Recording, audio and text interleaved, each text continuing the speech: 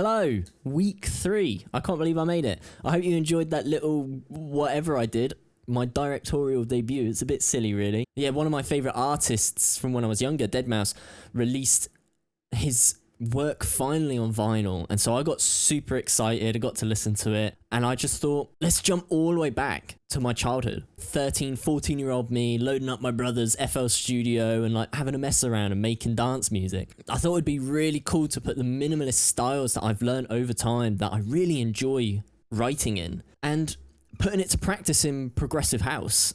I mean, I'm going to be very vulnerable here with you and show you some of my earliest work because, to be honest, the whole point of these composers' devlogs is to share my progression, right? Sometimes I get people who are just starting out and they talk to me and they say, you know, my work, how did you get to that level? And I think my work still sounds terrible compared to other people's. But from where I began, I feel like I have 100% progressed, not only in compositional skills, but also in my production skills. So let me share this example of a track that I've updated over time. And now that I'm older, how I would approach something like that now. And I'm going to put this all into practice on a whole new track. Okay, so this is me being vulnerable. These two tracks are remixes that I did of Martin Garrix's Gold Skies. Back in 2014, when he released this track, he also put it on Beatport for you to remix as part of a competition. This top track here is the remix that I did back in 2014, over 10 years ago. And this track here is the rework that I did around 2018, 2019. Even when I released the first one 10 years ago, I knew it was not the best it could be. I just didn't know how to do the things I wanted to do in my software. This was produced on FL. Actually, both of these were produced in FL Studios. And so let's have a listen. This is the breakdown in the first version.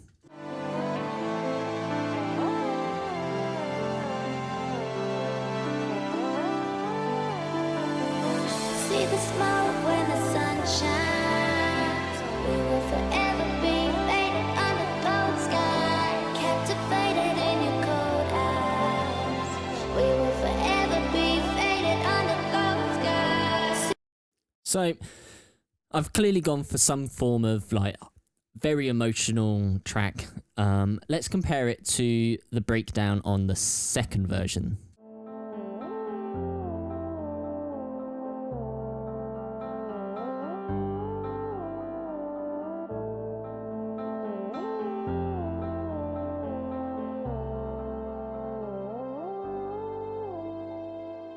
See the smoke when the sun shines. We will forever be faded under cold sky, captivated in your cold eyes. We will forever be faded under cold sky. Vastly better. One thing that I did is this breakdown was a slower tempo than the rest of the song. I like that. It brought a lot of space and intensity into that part of the mix. However, in this one, it's very robotic, it's repeated, it just doesn't sound as good as I would like. One thing both of these has is strings, and I didn't really know how to write or compose or even mix strings in. And so they're all over the place, they're a bit muddy, they're not clear. Now, I don't have the drop on this track, but I do have the intro.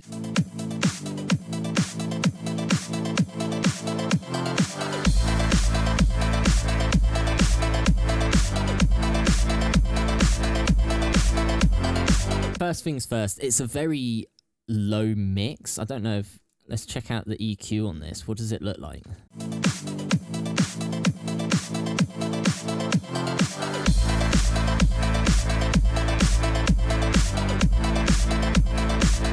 Yeah, you've got this slow peter out of the high frequencies and then just a complete cutoff at 16K. So something is going on there. It's probably an MP3 this as well. It wouldn't surprise me if back in the day I bounced this as an MP3 and then put that back in and mastered with an MP3. Would not surprise me. So let's listen to the one from like 2019.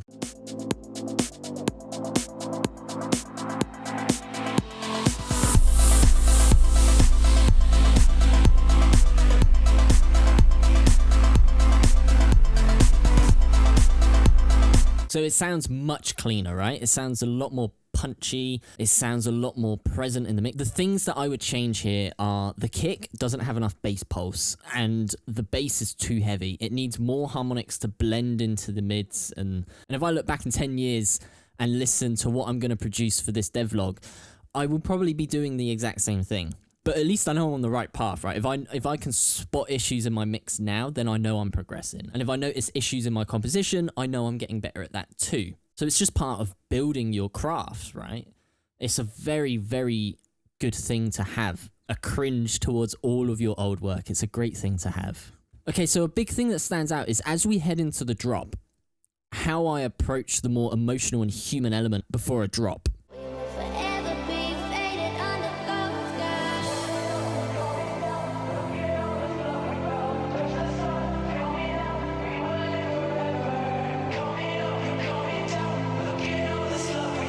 Okay, so I'm going to cut it there. It's a long section, right? And it drags on. It's just repetitive. It doesn't really feel like it's dragging you into anything. It just feels like musical notes that don't take you anywhere. So then let's listen to how I do it in the rework.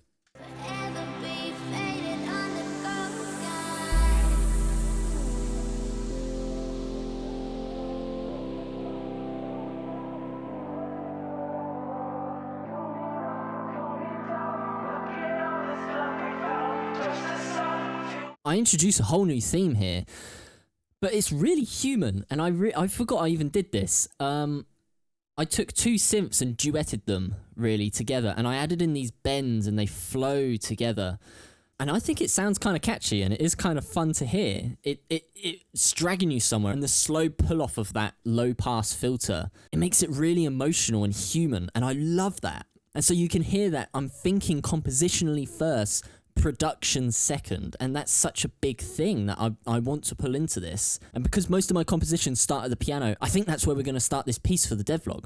And I want you to come and join me and watch me as I mess around and learn little things, and you can hear how I improvise little ideas up, throw some away, pull some back, and sort of refine ideas. So let me set up for a piano shot and we'll get to it. So here we are at the piano, and I'm going to do what I normally do with all film. I'm going to sit by my window, got coffee, got my sheet music, got my pen, and I'm ready to go. And what I'm going to do is I'm just going to mess around really. I'm going to experiment, I'm going to do a few things and try out ideas. I'm not going into this with an idea. I'm going to experiment until I find the idea in amongst all the improvisations. So I'm going to talk you through it. So let's start a chord.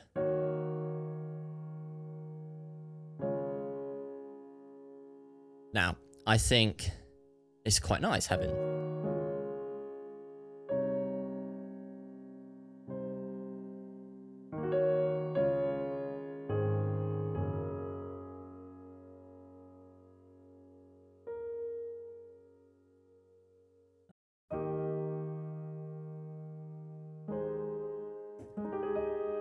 Now, one thing I really like to do is have these sort of minor second clashes.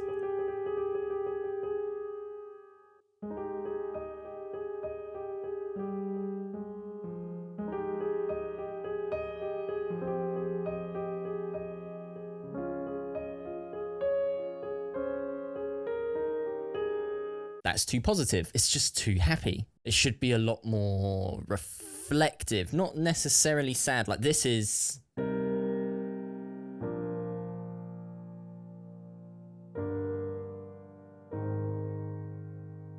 That's too sad. You want something where you can create not 4-bar phrases, maybe not even 18, but close to 16 or 32 bars. You know, you want something that develops. So...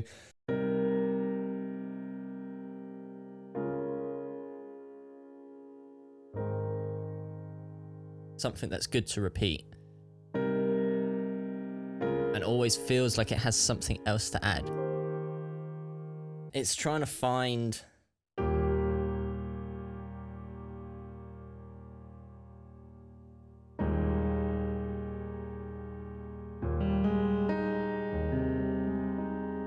that's nice. Like it has a minor inflection.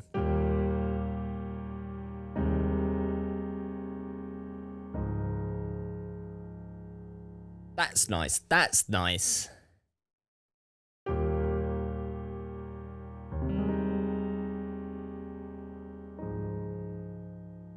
It feels like it always has something to say at the end of the phrase.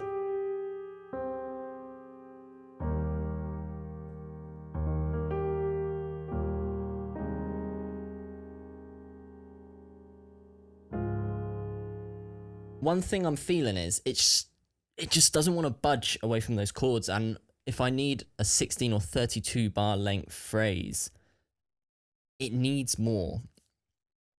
And so instead of focusing on these low chords, I'm going to focus on some form of melody or something that I can hook into.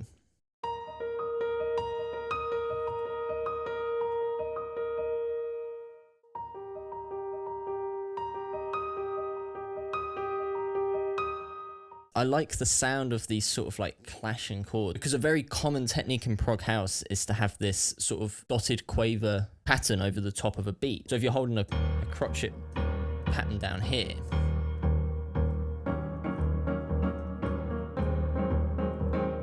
you know, you have that sort of clash between the two. We need something a bit higher in order to help maybe drive the piece. Maybe the chords stay roughly the same. Maybe I'll push them into different areas, but maybe it's the higher parts that need to come in. So I was trying to come up with some form of like an ostinato. So I'm going to mess around and try and come up with an ostinato. I quite like the sound of this.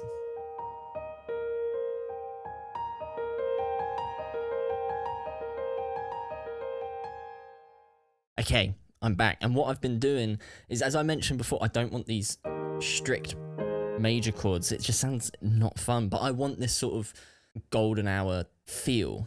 So I came up with this.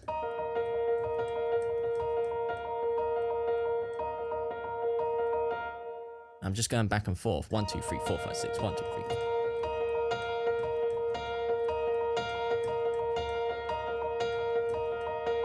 And I like these clashes between the two hands. And it's just some form of like...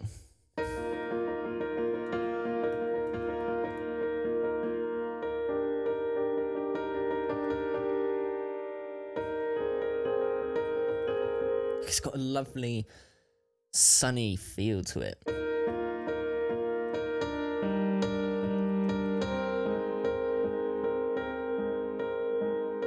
And I might actually extend it rather than doing it just one. The whole point of prog house is it develops slowly and you sink into these changes.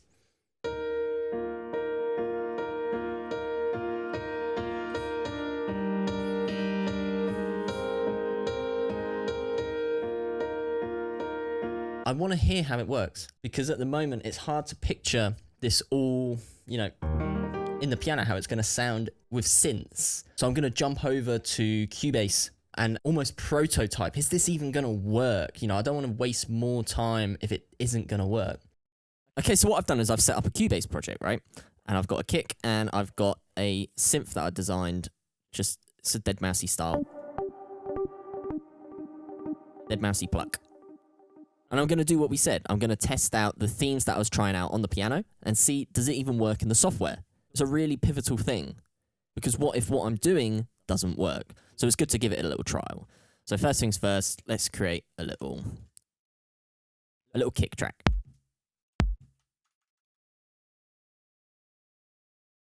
Boom. Okay, so I got a little 4-bar kick, and this is what I was doing in here. And I was doing a dotted quaver pattern. And there's my dotted pattern.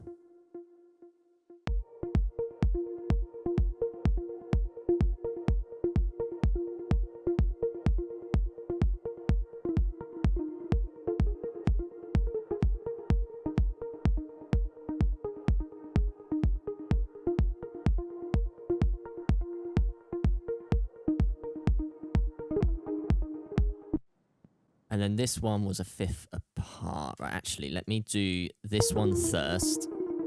Let me do that one first, and then I can adjust, because these notes are going to change. I'm going to lower it one below where it should be. And then this is my A flat chord. That might be all right. I think that might be actually what I was doing. Yeah, let's have a listen.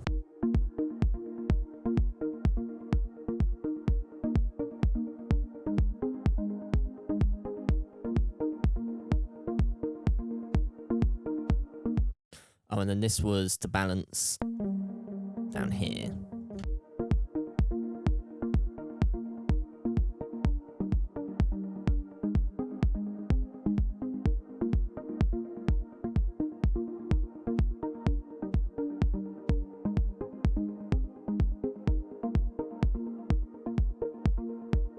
It needs a little bit of EQing and a little bit of work, but I think the sound's pretty there. One thing I want to test is it's very empty in the mix, and although I will probably be designing a synth on its own for the bass, I'm just going to use this instrument for the time being. So those are my bass chords. So let's have a listen. Does this work?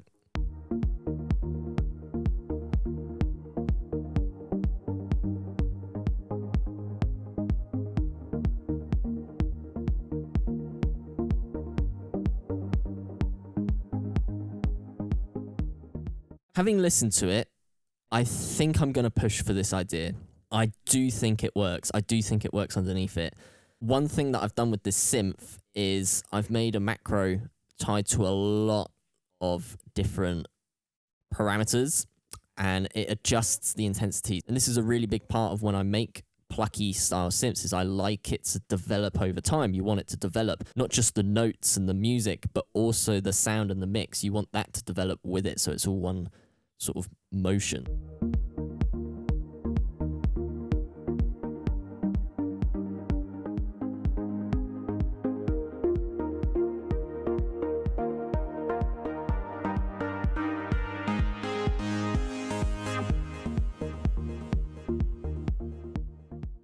Yeah, I'm really happy with that. I think with some effort and energy put into making sure that it doesn't drag on the ear, I think I could turn this into something that's really fun and easy to listen to. This is only the chordal bass of the track. We've got the bass notes coming in. We've also got some form of melodies and sound design to go with it. So, to be honest, I think this could really work.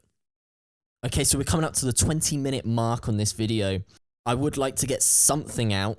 I also don't want this video to be too long, so I don't want to cut out loads of sections. So I think I'm going to split this piece into separate parts. There is no time pressure on this piece. This is a personal piece, so there's no point rushing it. I have as much time as I want. So I think it's best we split this track into separate vlogs. And this first part is all about the composition, about coming up with that first idea that we can hook onto and turn into a whole piece. I'm really happy with how much progress we've done. And next video, I'm definitely going to start looking at the arrangement of this piece and turning it into a fully fledged piece. I might do a little bit of work in between videos. Any work that I do will be explained at the start of the next video. But thank you guys for watching. I'm surprised you got this far. If you like this video and you want to see more, do drop a like and give a subscribe. It would really help out the channel. And just let me know that I'm doing something that people enjoy watching. But that's it for this video. Thank you for watching, and I will catch you next month.